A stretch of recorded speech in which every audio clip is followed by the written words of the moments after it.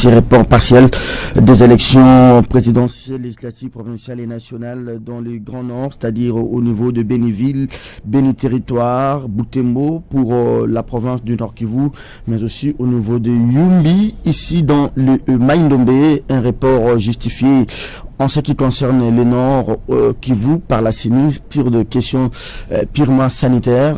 Par contre, à Yumbi, la CENI avance des conflits interethniques qui ne favorisent pas la bonne tenue des élections. Avalanche de réactions ici à Kinshasa, la SENCO rejette donc ces énièmes reports et parle d'une tentative de la part de la CENI de pouvoir retarder encore les élections, tout comme la Mouka va se prononcer aujourd'hui. L'IDPS et Félix Tshilombo Tshisekedi réagit déjà, ils iront aux élections avec ou sans Béni, tout comme sans Yumbi. Merci à vous d'avoir choisi CCTV et d'avoir choisi la Radio Liberté. Nous allons revenir sur ce sommet de la CIRGEL et de la SADC au niveau du Congo-Brazzaville à l'absence de délégués de Kinshasa.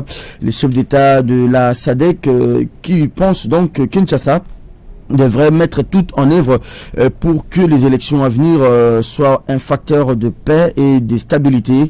Les chefs d'État se disent donc préoccupés par des violences qui ont émaillé la campagne et craignent donc la compromission de la sérénité de ces élections. Ils ont rappelé à Kinshasa ces engagements en termes de la sécurité et de la stabilité de la sous-région. Et pour en parler ce matin, Edmond Uzuba, il est avec nous dans ce studio de Radio Liberté Kinshasa. Bonjour Edmond, joyeux Noël. Merci beaucoup. Je voulais profiter de l'occasion pour souhaiter également à tous les auditeurs désormais et à tous les téléspectateurs de cette émission kiosque et également de l'ensemble des téléspectateurs ou des admirateurs de CCTV mes vœux le meilleur et aussi joyeuses fêtes de fin d'année. Également à l'endroit de tous ceux qui nous connaissent, tous ceux qui nous portent appui, tous ceux qui sont là pour nous encourager au regard de tout ce que nous faisons pour le pays. Très bien. Edmond Uzuba qui fait son retour sur ce studio de la Radio Liberté, 3e niveau, appartement B. Nous sommes à la maison de la radio. Edmond, vous étiez dans les coulisses de la campagne du tandem Cash, Cap pour le changement. J'ai accompagné, je crois, c'est des leaders partout, IDPS et UNC, partout ils étaient, dans le province à haut risque. Et nous avons, je crois, parcouru la grande partie de l'est du pays, le Kasaï également, et nous étions, je crois, récemment dans le Congo central. Donc il y a 2 provinces qui n'ont pas été je dirais piétinées par ces leaders, donc le Grand Bandundu et la province du Sankuru. Donc il y a également Maniema, il faut pas que j'oublie. Donc c'est ça.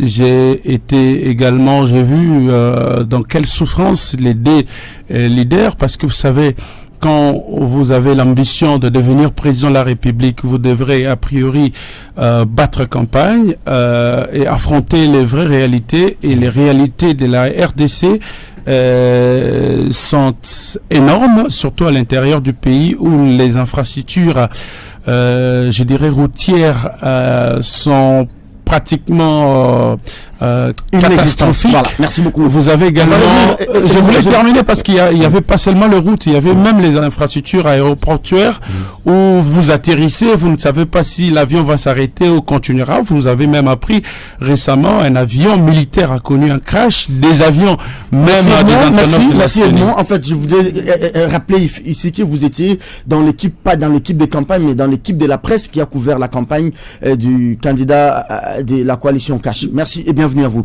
Le deuxième invité, lui aussi, était pas dans l'équipe de la campagne des Cash, mais il était dans le coulisses de la campagne du candidat de la Mouka, Martin Fayulu Madidi. Michel Kouyapa est avec nous.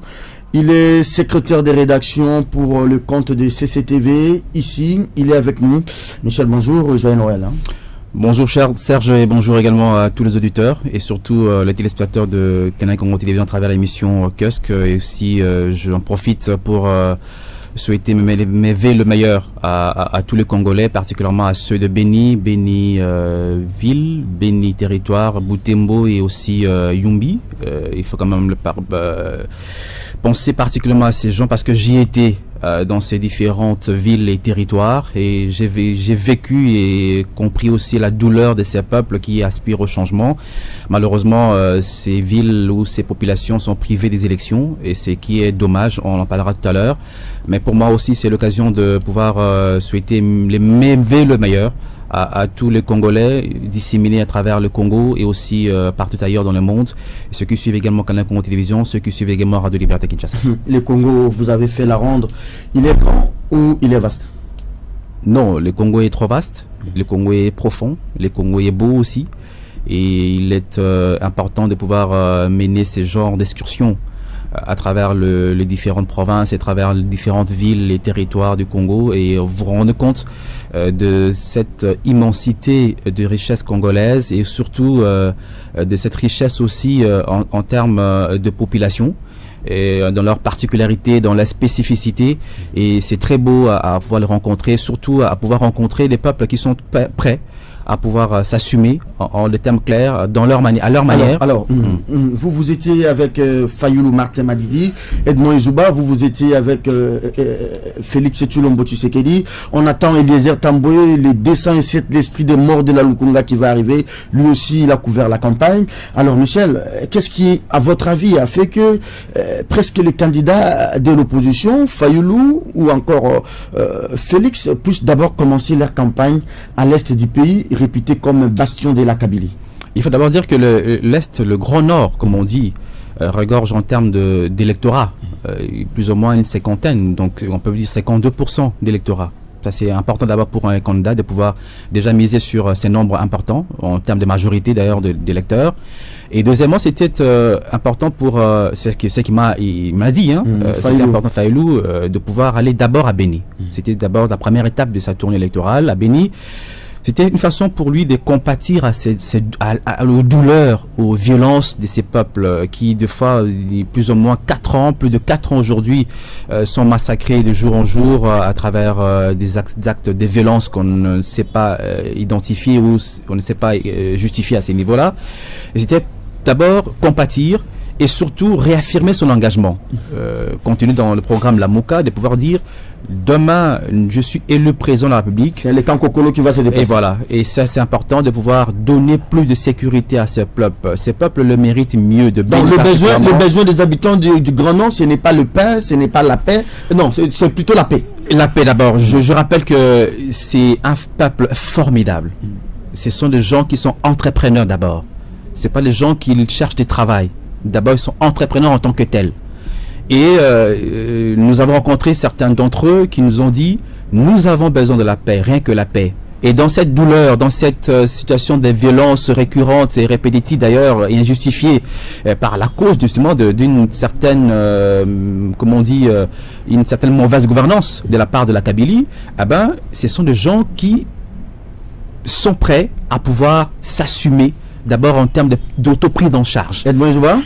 Oui. Est-ce que ce sont les mêmes raisons avec Cash? Non, en dehors de la densité de la population qui vit à Béni et de la cartographie électorale telle que a décrit tout à l'heure Michel Kouyagbay, il y a également cet échec du pouvoir de Kabila. En fait, c'est que moi j'ai constaté comme journaliste, dans la partie est du pays, vous avez la facilité de palper la réalité de l'échec de Joseph Kabila. Qu'est-ce qui a été comme mobile afin de pousser M. Tshilombo à commencer sa campagne à l'est du pays? Parce que c'était autrefois, on nous a dit en 2006-2011 que c'était là où Kabila avait fait le maximum de voix, ou bien c'était sur le plan... Vous savez, quand vous partez dans une course électorale, il faut savoir étudier la stratégie de l'adversaire et proposer votre propre stratégie. Donc je crois que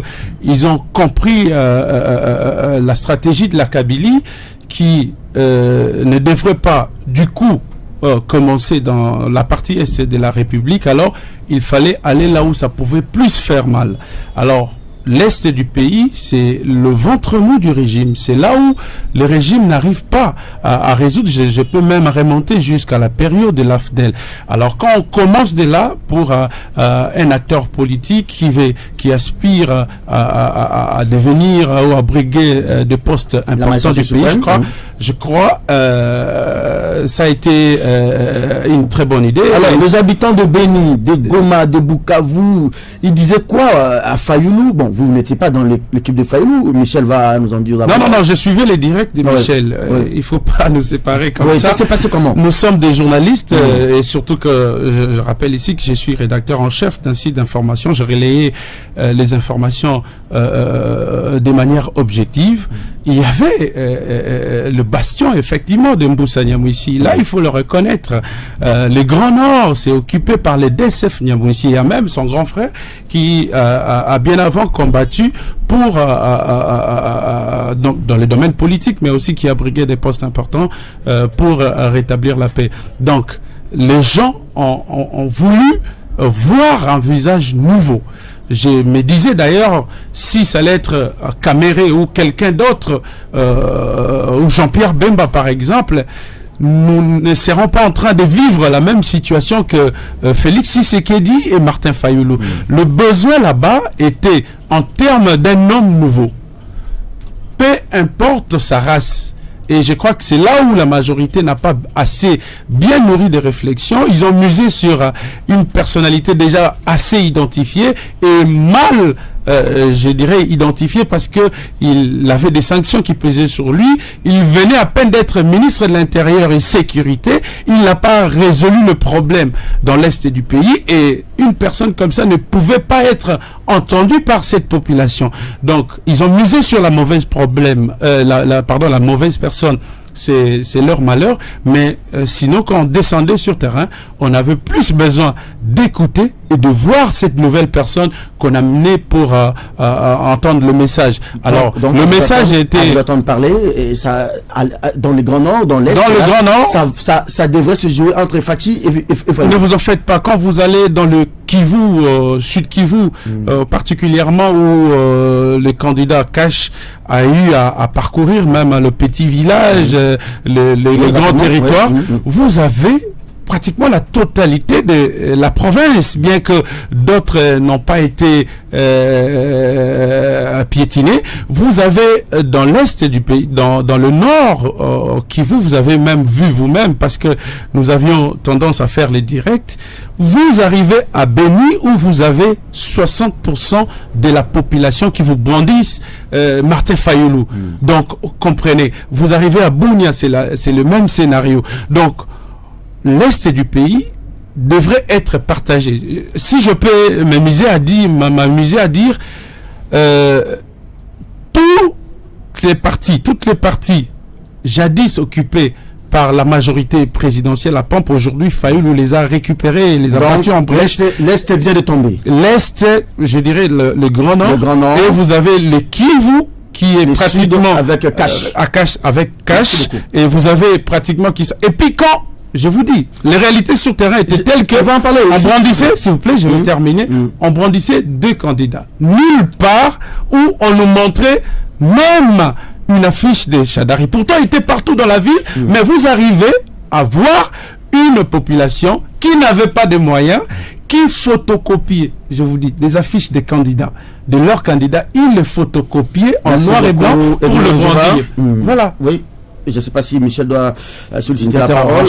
C'est qu'au-delà aussi de l'aspect lié que Edmond vient de relever tout à l'heure, il y a aussi l'aspect pour dire que maintenant, ça s'est confirmé que les élections de 2006-2011, le résultat que nous avons eu, que la CENI ou la CI à l'époque nous a brandi, c'était les résultats qui étaient des résultats fallacieux.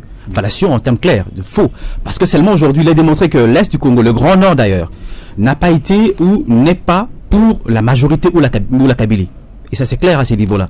Les leaderships, on a parlé de Moussa Yamoussi, il y a aussi Jean-Pierre Bemba Gombo qui est là.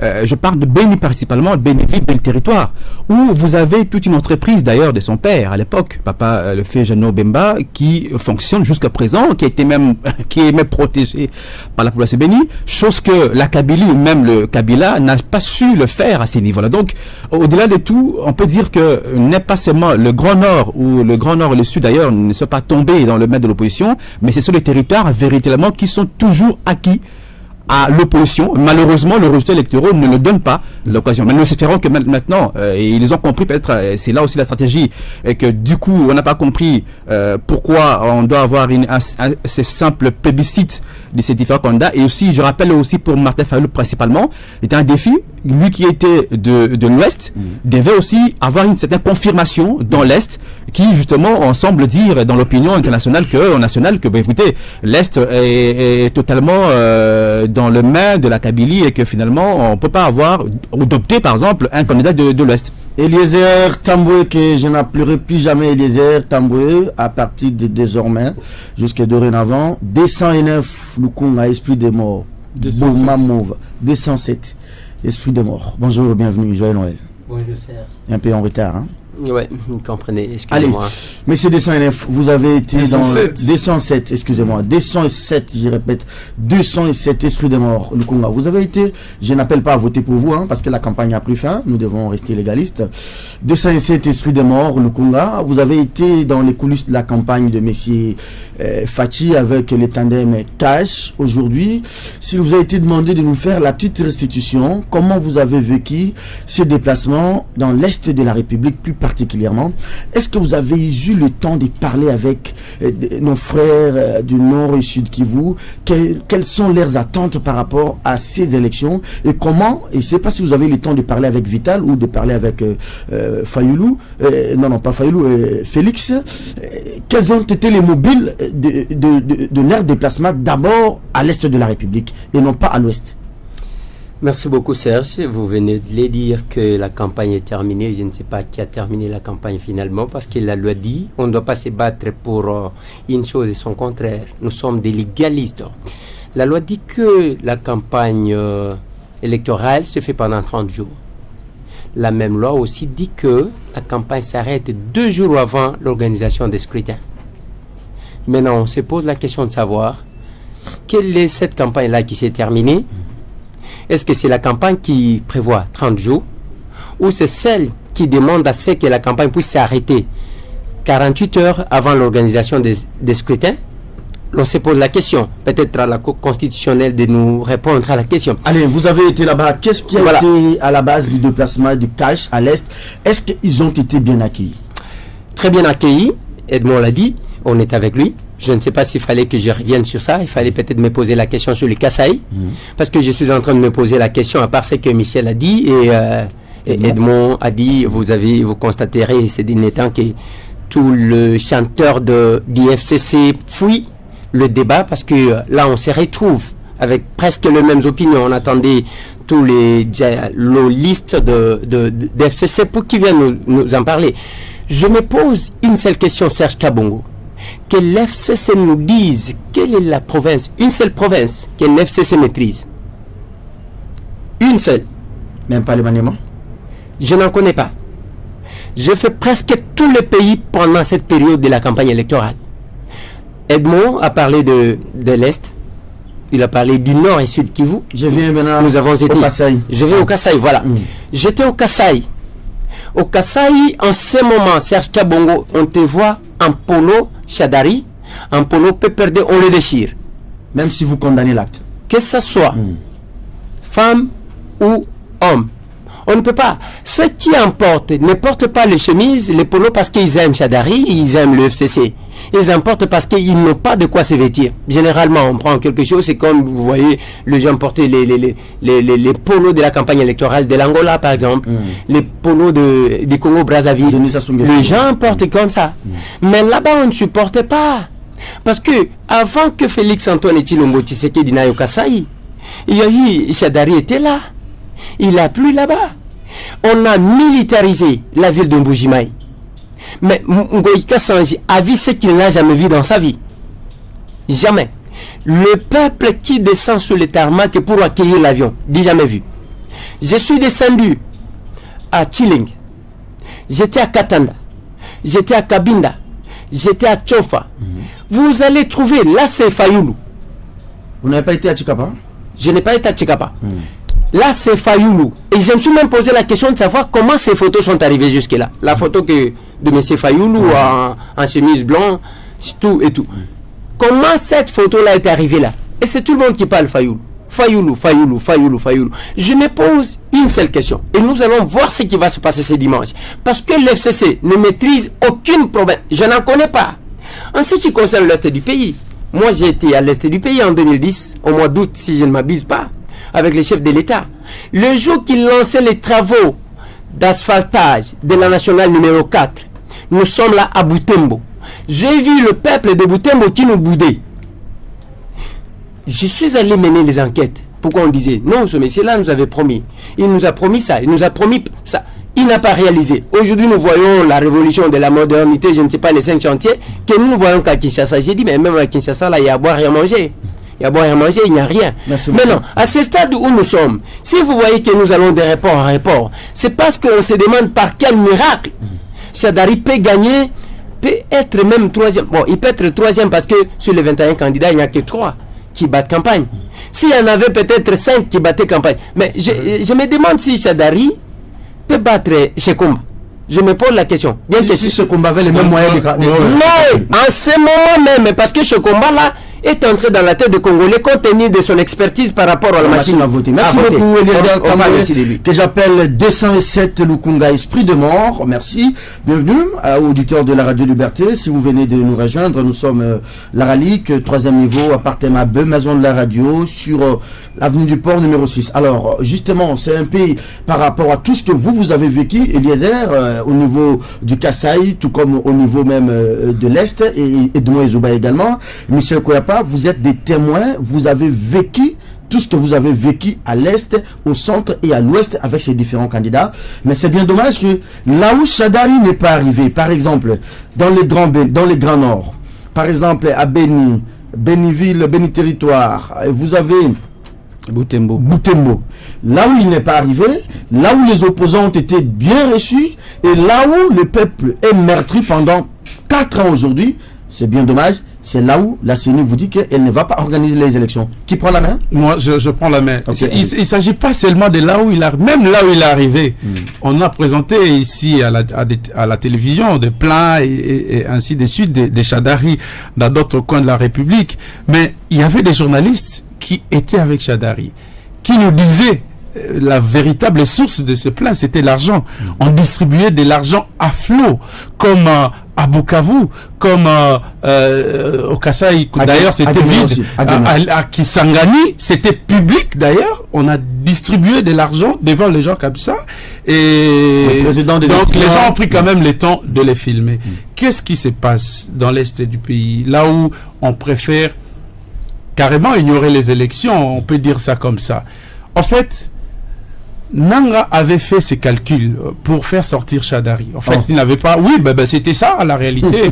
On disait, Shadari, c'est les dauphins. C'est pratiquement Shadari, une épée de Damoclès sur Corneille Nanga aujourd'hui. Corneille Nanga ne sait pas justifier l'échec de Shadari. Ils sont allés battre campagne et la réalité était tout à fait autre. Vous savez, avant on disait l'opposition divisée et tout ça. Avant même qu'on ait aux élections, un candidat avait prévenu, attention, le match risquera d'être amical. Et on est effectivement arrivé à cette situation où le match est réellement amical sur terrain. Il n'y a pas de données à falsifier ou le contraire à dire. La vérité, elle est là et elle est têtue. Maintenant, Nanga n'a pas d'autre solution à proposer que de buffer un certain nombre d'électeurs et d'occasionner ce qu'on appelle l'hécatombe parce que... Non, vous avez été là-bas, vous avez vu les soifs de ce peuple, vous avez vu la souffrance. Est-ce que ce peuple-là, qui pensait peut-être à Fati, qui pensait peut-être à Fayoulou, est prêt aujourd'hui à accepter que quelqu'un d'autre vienne dire, toi tu ne vas pas voter, donc plus d'1 million d'électeurs qui représentent 14 sièges au provincial tout comme au national, ne pas voter un président et on lui sort un autre président en tenant pas compte de son électorat. Le peuple habitué déjà à des guerres politiques pensait que la maladie d'Ebola était réelle. Aujourd'hui, ils se rendent compte que même la maladie à virus Ebola, l'épidémie en question, est devenue politique. Et pour Nanga, il faudrait que cette épidémie-là se répande un peu presque partout. Oui, mais je vous dis, c'est difficile aujourd'hui de justifier l'élection de Shadari. C'est compliqué pour Corneille Nanga. Et je ne sais pas comment est-ce qu'ils sont arrivés également à incendier les bureaux de vote qui se trouvaient à Yumbi pour intégrer également une très grande popularité des opposants là-bas. Et voilà. Donc nous sommes en train d'aller vers des contestations parce que la population qui a tant souffert, même pour les contestations, mon cher Alilou, nous sommes à Kinshasa. Il y a certaines réalités que nous banalisons. Mais là-bas, on banalise même des morts. On banalise. Vous savez, on peut tuer ce matin. Le gouvernement ne dit rien. Les autorités locales présentes ne disent absolument rien. Et voilà. Donc, la population qui attendait vivement les élections, c'était plus cette population qu'on a écartée aujourd'hui. Cette population ne risque pas de prendre ça comme une sorte de provocation. Donc, c'est une manière de dire aux Congolais de Béni que vous allez rester et vous aurez un président qui a été vice-premier ministre, mais on a continué à vous tuer, c'est lui qui sera élu et vous allez rester dans ces conditions-là. Ça, c'est de 1. Maintenant, de 2, Michel, les élections étaient prévues au 23 décembre. Jusqu'à la date du 20, Nanga a tenu une réunion avec les représentants des partis politiques. Il a rassuré tout le monde de la tenue des élections sur toute l'étendue du territoire. Il ne devait pas faire allusion à Ebola. Là, nous sommes à la date du 20 décembre. Mais aujourd'hui, on reporte par rapport à l'incendie et à la carence des procès-verbaux. Pour le 30, Nanga vous arrive le 26 pour vous dire que Ebola est à l'Est. Pendant que le ministre de la Santé, qui a la situation sanitaire, nous avait rassuré il y a une semaine ici que tout allait très bien se passer, que le gouvernement avait pris des dispositions. Alors, cet Ebola-là s'est aggravé hier, alors.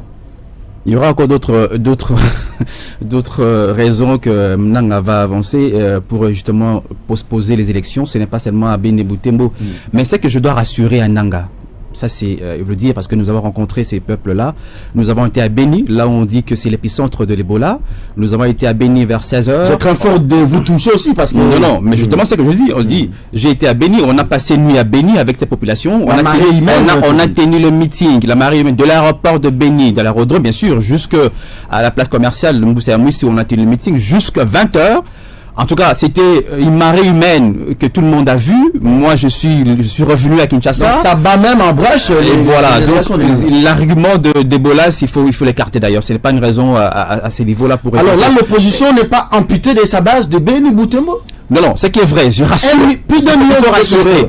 Vous voyez, s'il y avait tout le Congolais de toutes les provinces de la RDC avait cette âme qu'ont le peuple de Béni, de Boutembo, de l'Est, de Grand Nord. Les choses auraient changé. Je suis sûr que ce peuple n'acceptera pas cette bêtise de Nanga. Et ils sont prêts à pouvoir s'assumer en tant que tel, en tant que peuple à ces niveaux-là. C'est pas pour le révolter, mais je sais leur engagement en termes pour défendre leur peuple, pour défendre leur territoire à ces niveaux-là. Donc je pense que à un moment donné, moi je comprends pas la haine que a Kabila à travers Nanga et ses acolytes contre ce peuple.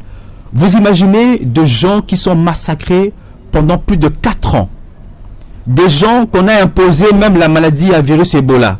Oh. Mais justement, moi je suis certain aujourd'hui, et ça se confirme que Ebola a été politisé, et même on a voulu exterminer ce peuple de Béni aujourd'hui à travers cet acte que pose Nanga aujourd'hui. Et je suis sûr, autre chose important qu'il faut relever dans cette décision, en termes de conséquences bien sûr. Et il faut savoir aujourd'hui que Nanga pourrait être aujourd'hui cet élément déclencheur de ces projets machiavéliques de la balkanisation de la RDC. Non, pas des acclamations comme ça. Non, je suis sûr. Pourquoi? Parce qu'on veut révolter justement ce peuple de Béni pour dire nous ne sommes pas concernés par ces élections et que finalement nous prenons en charge comme peuple l'autodétermination. Voilà. Et nous ne voulons pas que nous puissions arriver à ces niveaux-là. Et je prends à témoin, et nous prenons à témoin le communauté internationale que aujourd'hui la décision de Nanga, il portera en tout cas la responsabilité que demain, si le Congo est balkanisé, ça passera par Nanga et la Kabylie. Et c'est clair à ce niveau-là. Et nous voulons aussi confirmer aujourd'hui qu'on parle de la fondation de la CENI. Et là aussi, il faut rappeler la lettre que le ministre de l'Intérieur, Henri Mova, a écrit. C'est justement sur base de cette lettre que la CENI a pris ses décisions. Mais attendez, le ministre de la Santé nous fait les rapports que tout va très bien se passer. Voilà pourquoi les gens comme Henri Mova Sakani, qu'on veut aujourd'hui voter à Lukunga aujourd'hui, ils doivent être aussi responsabilisés en termes de tout ce qui va se passer à l'Est. Parce qu'aujourd'hui, c'est à cause de sa lettre qu'il a justement milité qu'aujourd'hui la CENI a pris décision par rapport au rapport du ministère intérieur pour dire qu'il y a des problèmes de sécurité, il y a des problèmes d'Ebola et qu'on doit postposer les élections. Ce qui est sûr, et d'ailleurs le rapporteur de la CENI l'a dit, que Béniville, Béni Territoire, Butembo, que ce soit Yumbi, ne voteront pas le président de la République. Ça, c'est la jurisprudence de 2011 qu'on a vu Befalé par exemple. Voilà. Donc ces gens ne vont pas voter le président de la République, c'est quelque sûr. Et autre chose, nous avons au moins, en termes de nombre, nous avons 1 250 000 électeurs. Combien d'élus? Nous prenons pour Béni, Béniville, Butembo et nous prenons aussi Yumbi. Donc si je prends par exemple Béniville, nous avons pratiquement 675 000 électeurs. Nous avons Béniville 182 000, nous avons Butembo-Ville 330 000 électeurs, Yumbi 104 000. Vous savez aujourd'hui que nous avons en termes de seule responsabilité. Il y a des partis qu'on fait les partis régionaux.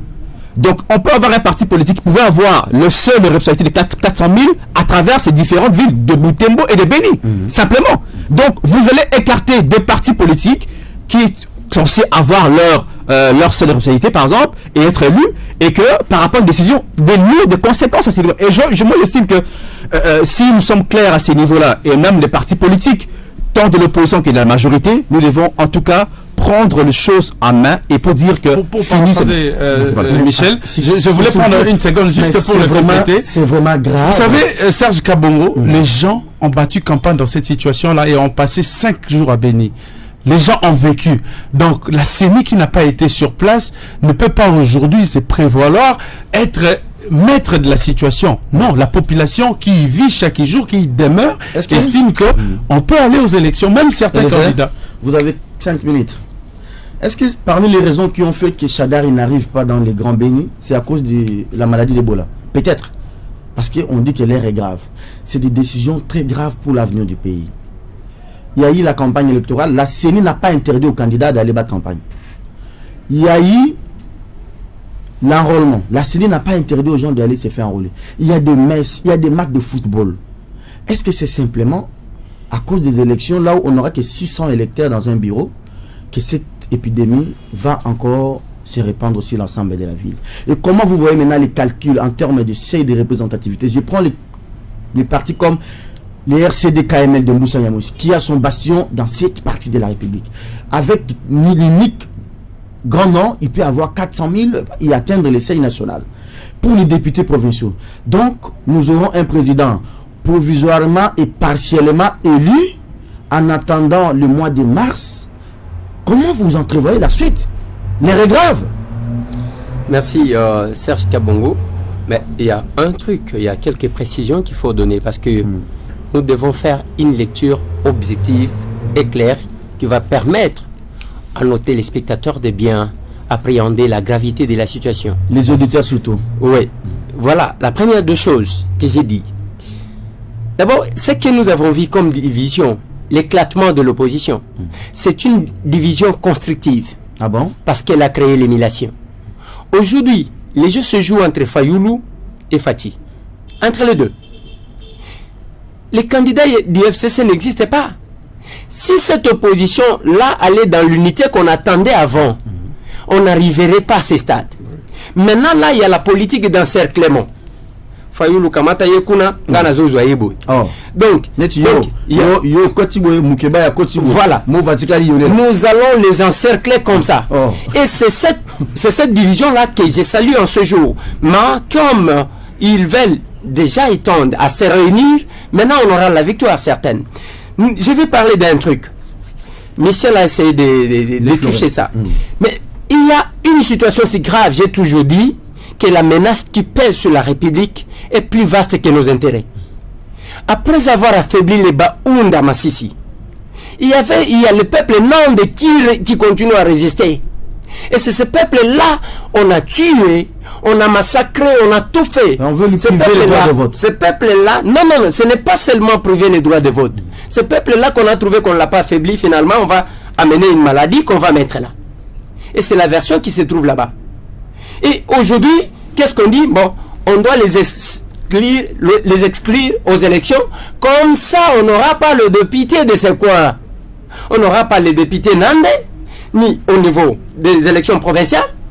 Il n'y aura pas un gouverneur nandais. Il n'y aura pas la voix des Nandais là-bas. Attendez, s'il vous plaît, Eliezer. La situation a changé quand? Parce que jusqu'au 20, le ministère de la Santé a donné de la voix. Même hier le matin, à 8h, on a eu Itipo, qui est le porte-parole, je ne sais pas moi, les chargés de communication, ici. La situation a évolué à quel niveau? Non, mais la situation n'a pas évolué. La CENI a juste étalé la faiblesse du pouvoir qui est en train de mentir les gens. Nous avons vu les déploiements de militaires ici. Les jours qu'on présentait les camions militaires qui devraient déployer les kits, tout et tout, personne qui devrait prendre les photos sur les boulevards. On te voit avec un appareil photo, on arrache. Parce que ce sont les équipements militaires. Tout ce qui nous montre chaque dimanche, je n'ai jamais vu ça. On ne peut pas déplacer les engins militaires la nuit. On les déplace en plein jour pour que les gens soient traumatisés. Et tout ce qui se passe ici comme défilé militaire, parce qu'on nous a déjà arraché la date du 30 juin, qui est devenue la date, je ne sais pas, le défilé militaire. Chaque jour, tout ce qu'on nous démontre là, si nous prenons par exemple Yumbi, c'est par rapport à l'insécurité. Comparez l'insécurité de Yumbi et l'insécurité de Lubero. Lubero qui à 70% est occupé par les groupes armés. On n'a pas écarté ce coin du pays. Il y a un règlement qui se passe. En ce qui concerne Beni et Butembo, retenez ceci.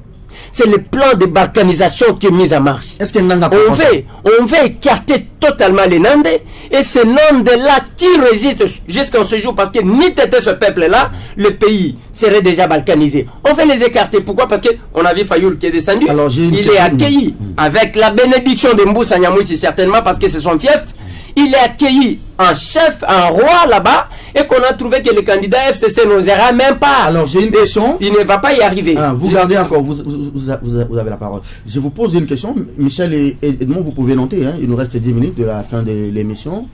Maintenant, quelle est la stratégie? Si vous pensez que ça a été fait pour la stratégie que vous dénoncez là, quelle aurait été, si vous aviez été, par exemple, le monsieur comme de ceux qui sont comme candidats adversaires de Chadari, ils doivent accepter d'aller à ces élections en sachant qu'ils ont déjà perdu leur segment qui est les bastions dans les Grands Nord, plus d'1 million de voix. Je sais qu'ils ne vont pas prendre tous les millions, peut-être 800 000, 500 000. Ou bien d'aller, ils perdent, ou soit de boycotter, et le pouvoir s'obstine à aller avec son candidat et la CENI. En ce moment, Serge Kabongo, c'est maintenant. Moi, j'attendais, la première réaction devrait venir de Martin Fayoul. C'est aujourd'hui, ça sera fait. Parce que Martin Fayoul sait comment il a été reçu par ce peuple-là. Lui qui n'est pas de ce coin-là. C'est maintenant que nous devons en appeler à l'unité de tous les Congolais. Nous avions crié ici. Est-ce que ce n'est pas aussi une manière de le pousser à boycotter ces élections? Parce que c'est son fief là-bas. Non, il ne va pas boycotter. Nous avions crié dans les médias. Pas d'élection sans les Kassai. Quand il y a eu Kamonansap. Voilà. Et nous devons faire de même. Pas d'élection sans Beni. Pas d'élection sans Butembo. Pas d'élection sans Yumbi. Alors, on reporte encore pour l'ensemble du pays de l'ordre de... Ce n'est pas qu'on reporte. Si on reporte, on doit tirer les conséquences. C'est-à-dire qu'il y aura une transition sans Kabila. C'est que tout le monde disait. Comme ça, il y aura une bonne volonté d'organiser les élections. Alors, nous pouvons... Qui dit à Nangake, au bout de 3 mois, Ebola ne sera plus à l'Est? Mais c'est la question qu'on se pose. Quand j'ai dit que la CENI a présenté... Il dit 3 mois, c'est comme si c'est lui qui a le vaccin d'Ebola. Oui. Et dans les 2 mois après, il va venir vacciner tout le monde. J'ai dit que la CENI a étalé la faiblesse de ce pouvoir. Là où ils disent que la sécurité, la situation est au contrôle. La CENI a dit que la situation n'est pas au contrôle. Il n'y a pas la sécurité. Là où le gouvernement dit que nous maîtrisons la situation d'Ebola, la CENI dit non, c'est faux, on vous ment. Et ça continue à être là. Voilà ce que je dis en conclusion, Serge Kabongo. Tout ce que ces gens disent, ils se disent qu'ils sont des spécialistes en gestion de crise. Ils disent ça dans leur officine, qu'ils ont géré la crise après les élections de 2006 avec Bemba, qui revenait d'une rébellion, on l'a maîtrisé, c'est ce qu'ils disent. Et ils ont géré la crise avec Etienne Tshisekedi, un grand opposant. Et c'est pas avec un Fayoulou. Ce n'est pas avec un Fayoulou ou avec un Félix qui peuvent avoir peur. Ils savent ce qu'ils font, comment gérer ça. Est-ce que l'ONU nous voit aussi? Oui. Est-ce que la CRGL qui s'est réunie, il n'y a pas seulement que l'ONU. Il n'y a pas seulement que l'ONU. Nous avons entendu. Et la SADC, nous avons entendu CRGL hier. On attendait en tout cas quelque chose de concret. Ils disent que non, ils vont envoyer les gens. Mais vous avez des téléphones, vous pouvez le faire. Mais il ne faut pas nous boucher les oreilles avec des comédies. Le Congo a besoin d'une solution. C'est nous qui souffrons, c'est notre pays. Et si nous voulons que le pays soit démocratisé, soit réellement une république démocratique, nous devons bénéficier de l'apport de toutes les forces. Vous savez qu'en 2006, quand on organisait ces élections, à l'issue des accords de Sun City, la situation à l'Est était plus grave que celle d'aujourd'hui. Mais Kabila, sachant que c'était son fief, sa base, on a eu des élections. Non, il n'y a pas que l'organisation des élections de 2006, Serge Kabongo. Nous étions avec vous en face de M. Corneille Nangaa. Le coin où il y a beaucoup d'enrôlés, c'est l'Est du pays où il y a la guerre. Nous avions posé cette question. Et il nous a fait croire que, non, à l'Est, quand il y a le moment comme celui-là, on calme, c'est comme si c'est qu'on vienne, et c'est un rôle et tout. Je me rappelle, oui. Il a même ajouté que même les rebelles, des fois, ils viennent voter. Ils viennent sécuriser les matériels de la CENI. Est-ce qu'aujourd'hui, ce n'est pas une stratégie? Si l'opposition accepte d'aller à ces élections avec ou sans Béni, c'est-à-dire elle accepte de perdre plus de 800 000 voix. La stratégie nous sommes dans l'élection à un seul tour.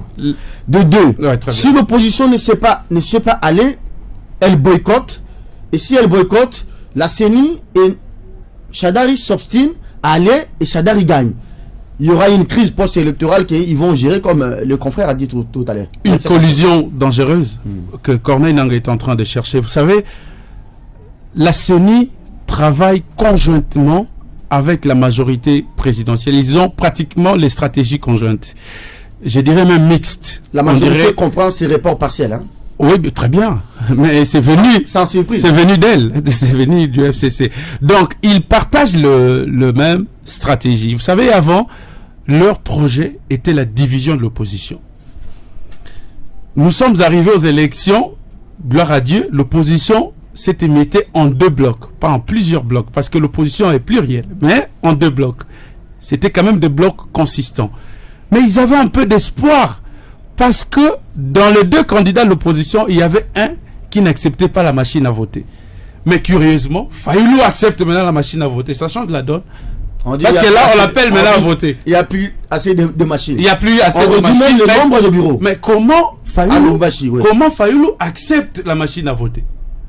Même la CENI et la majorité est surprise. Mais pourquoi on ne va pas inventer des histoires la veille? Mais on risque d'arriver à 2 jours des élections. On vous dit, voilà, cette machine-là a été volée ou les machines ont été emportées par les rebelles. Donc, personne ne s'attendait à ce qu'on arrive à cette situation. Vous avez encore une autre stratégie, c'est de prendre en étau cette opposition. C'est de les boucher dans l'Est, de le faire croire avec d'autres provinces, elle pourra maximiser, ainsi de suite. Mais ce qui est encore plus grave, parce que il faut relever cette détermination, ce n'est pas pour rien que cette population de Grand Nord s'est enrôlée massivement, parce que elle attendait chasser les régimes par des moyens pacifique. Est-ce que ça serait cette population-là une erreur de stratégie? Malgré qu'on la tue. Attendez. Est-ce que ça serait une erreur de stratégie pour l'un des candidats de l'opposition qui est d'accepter d'aller aux élections sans les habitants de Béni? Est-ce qu'il ne va pas se faire haïr par les habitants? Vous savez ce qui les tue, c'est quoi? Avec ou sans machine à voter. Vous savez, nous, on pensait qu'il y avait tout le garde-fou possible. On disait même avant que cette machine-là, c'était une diversion. Et aujourd'hui, il s'est avéré réellement que cette machine, c'est une diversion. C'était placé dans l'idée de pousser l'opposition au boycott. Maintenant, il faut je ne sais pas, il nous reste 3 jours seulement pour aller aux élections, adopter quel type de stratégie pour mettre fin si ça ne sera pas carrément d'appliquer l'article 64 parce que déjà, je vous informe, pas à Beni, à Goma ce matin, il y a eu des tirs. Hier à Butembo, on a tiré. À Beni, il y a eu des manifestations, la ville était paralysée. Il y a une psychose qui est en train de s'installer déjà dans cette partie. Donc, les élections... Ça ne participe pas à cette politique voulue. La carence d'élections ou l'absence des élections dans le Grand Nord risque d'affecter une grande ou des grandes agglomérations dans la partie est. Alors, est-ce que justement que ça ne participe pas à cette politique pour pousser ces gens-là à s'autodéterminer, à se dire, puisque vous avez organisé les gens pour vous, nous restons ici. Alors, ce qui est il faut savoir les faits boomerang. C'est l'erreur que commet la Kabylie principalement aujourd'hui de pouvoir dire nous allons mettre en place une stratégie pour essayer de soit que l'opposition boycotte l'élection ou quoi, qu'on fait énerver le peuple de Grand Nord pour que finalement on puisse mettre en place la stratégie en termes de tricherie électorale, de la fraude électorale en même temps. Mais ce n'est pas ça. Moi, au-delà de tout ce qu'on veut maintenant faire, ça aussi, il faut que nous puissions le dire au peuple maintenant. Et que ce n'est pas les question de boycott ou de pousser l'opposition à boycotter ou pas les élections. Mais il faut savoir que c'est un complot contre le peuple congolais. Ce n'est pas forcément le peuple du Nord, du Grand Nord comme on le dit. Et ça, maintenant, la stratégie, c'est qu'il faut un sursaut national. C'est-à-dire que ça doit être une histoire qui concerne toutes les provinces de la RDC. Vous voulez que les Kinois aussi disent, si l'Est ne vote pas, nous aussi, nous n'allons pas voter. Pourquoi? Parce que même si nous disons que nous ne sommes pas concernés par ce qui se passe ou ce qui se fait maintenant pour le Grand Nord, nous sommes indirectement concernés d'une manière ou d'une autre également. Voilà pourquoi nous disons, toutes les provinces de la RDC, nous avons quand même dit, si on est la RDC, même à Kalémie, là où vit Jeannette Kabila par exemple, nous, on nous a réussi bien, qu'on nous a tiré. Et là, maintenant, on est en train de voir comment même tenter un procès contre ces différentes personnalités, parce que c'était quand même très grave. Même à Lumbashi, même au Grand Katanga, comme on le dit, il n'y a aucune province, mon frère l'a dit tout à l'heure, il n'y a aucune province qui justement aujourd'hui est prête à pouvoir accepter, même c'est pas seulement Chadari.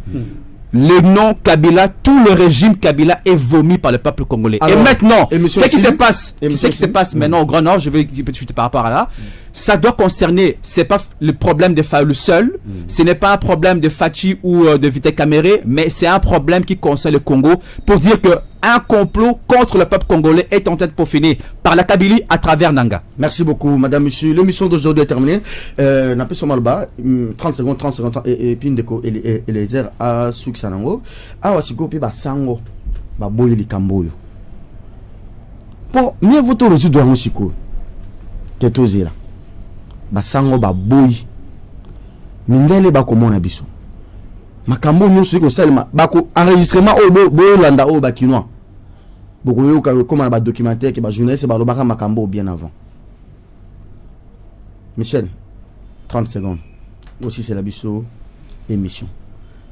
Nakalisi ezali important que bandeko ba mona nakalisi ezala mukile moni yango ezomona ezolanda ezala basango lobi yango banganga nzambe ezala basango pe ya église protestante balobaki yango malamu ezala peuple congolais moni yango ezala communauté internationale moni makambo yo sesa na mboka na biso awa ata nzambe pe aza témoin na oyo nyonso ekoma lobi na mboka oyo. Mais ce qui est important, ce qui est bien na nyonso c'est que tango esala makambo mabe oyo esala makatango so bato moko a groupe d'individus bazali ko kanisa tango nyonso ke akoko sala ka bo anyoko la batu abo mabatu kaka amon se bango pasi abo makabango beta asasi akanga bango na boloko abimisa bango nyonso wana na suka eza que le peuple a triomphé toujours parce que c'est la voix de Dieu. Merci beaucoup. Ndeko Edmond Izuba. Ngai na koloba boy. Corneille Nanga, président à CENI, parce que c'est de lui qu'il s'agit. Yenda zozoba décision azo signé pe aeba que mutu nyonso na mboka na biso azala mosaleli ya nzambe azala politique azala ya société civile oya telemela peuple asukaka mabe. Merci beaucoup. Donc lelo élection oyo peuple azeli na makila oyo babomi na Kinshasa oyo bazo continuer ko boma na est na Mbandaka bazo boma oyo ba acteur à société civile ba activiste à société civile ba kufi oyo ba bomi même na ba religieuse nde élection oyo peuple azeli na makila na mai na miso pendant 2 ans yé azoluka amaniganse yango. Donc il n'a qu'à suivre exemple ya batu oyo ba mekaka attentat contre peuple et loko zongela rabango. Eliezer Chibala moninga no ebisa biso ke aya wapona ko saisa ba élection kitoko. Ça c'est Chibala tant ozu pouvoir ki na assemblée. Mokonzi mboka pe tata mokonzi biso Joseph Kabila auta ikoloba na ba interview na ba média qu'il va organiser et offrir au Congo et aux Congolais des meilleures, des bonnes élections que le Congo n'a connues.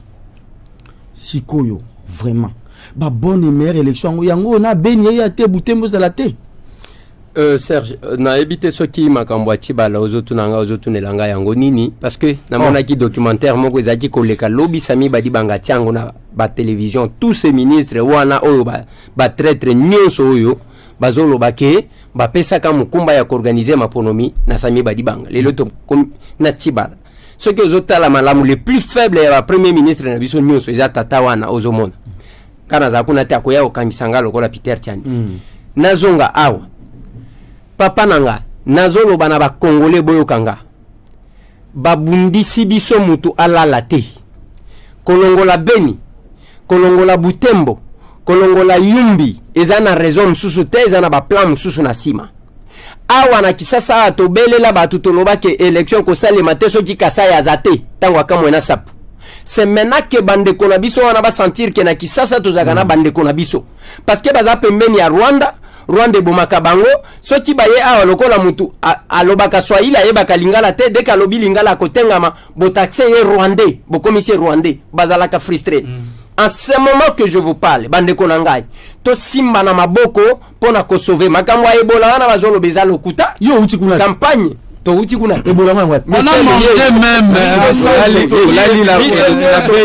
to uti kuna na est nega ujana pe bozi kuna kuna ba ujana bazate alors kuna makambo ya Ebola tozoye bangote parce que tangu bazolo ba Ebola na église bakindaka ndengeni mokolo a vote bakindaka etulu kumbala moko te za lokuta même ceux qui balobi 600 personnes par bureau bayaka malembe yango toko senga nazo suki saboy toko senga tala ndenge bakobanga na mona te na mboka moko si il fallait qu'il y ait report avant ba organiser campagne électorale oya biso to sili campagne électorale o campagne sili loi et lobby que il faut essayer 2 jours avant organisation ya ba scrutin et comme bango ba sala ka biso to sala kate siko okopungi sanani madame akomona mutu ya 207 te ezoleka mutu akomata 207 te akokanisa kaka te be panza mitema batu balongola 207 na mutu. Merci madame monsieur, c'était l'avant-dernier numéro, l'avant-dernière émission de la semaine.